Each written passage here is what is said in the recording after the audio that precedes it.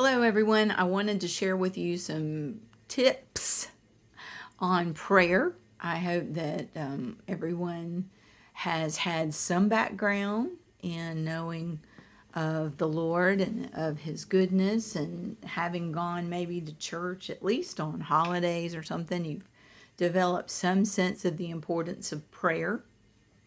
What I've thought about just recently is that sometimes we tend to pray in all of our prayers the same way we would pray at a wedding or at the table for the blessing over the food.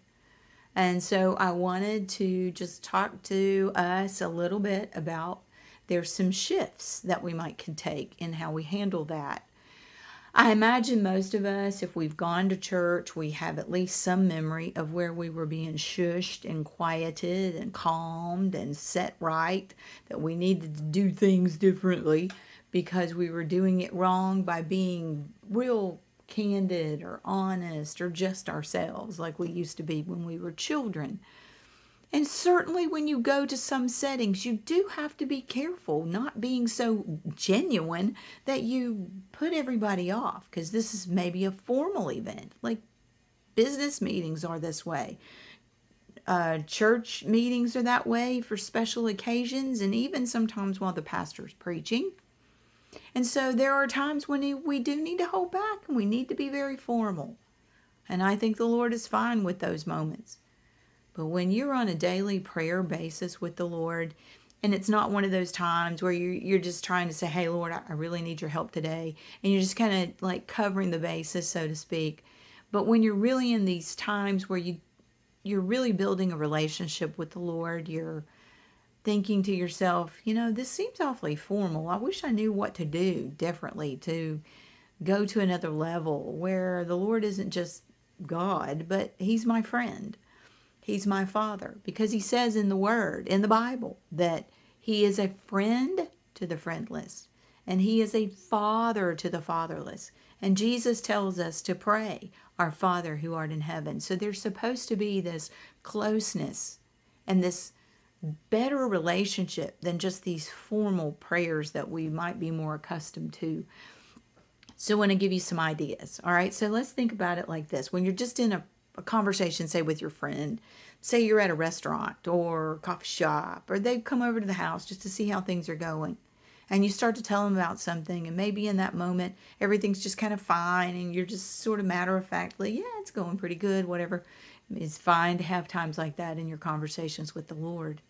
There are times when you're saying things and all of a sudden your eyes get a little teary, or you chuckle pretty hard. It's okay to have times like that with the Lord. But there are times with the Lord that it's not like just a friend. It's like a 3-year-old who fell down and busted his knee, and he's got up in the lap of one of his parents. Imagine that parent being the ideal parent and not maybe the failing parent that you have negative feelings about, but the ideal parent. And imagine that parent having the face of God and loving you unconditionally. And as you're there with that vulnerability and honesty of a 3 or 4-year-old, your mind is fully competent to do and say what you would know at whatever age you are at this moment.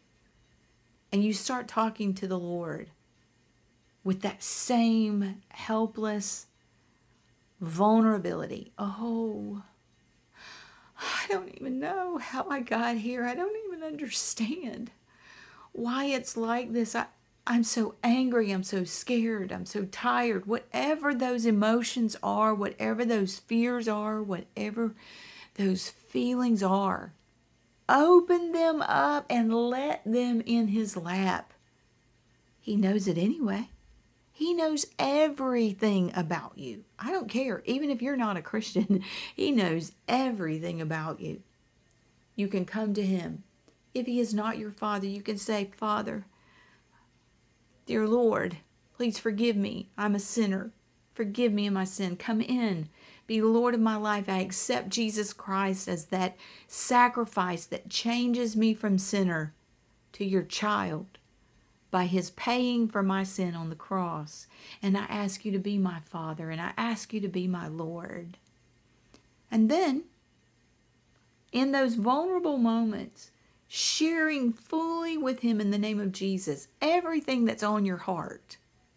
If you don't feel like it's gotten deep enough, that your situation is like, I need to do like intercessory prayer, do kind of this, I don't know, like you would if you were at a judge's bench and you were at the last possible second going, there is no other way. You are leaning down and then you realize, oh, this is not far enough. And you're on your face and you've got your hands on his ankles and you're going, God, this cannot happen without you. Maybe you've got a loved one that's sick with cancer or whatever. You're just desperate before him for his intervention. That's intercessory prayer. And that goes even a deeper level because he is God and he is our Father. He is our friend. But we approach him in different ways at different levels over different things. So I hope that this will be a benefit to you and that you can use these ideas and press in and let your relationship with the Lord grow the way that he wanted you to let it grow from the beginning. Be blessed in Jesus' name.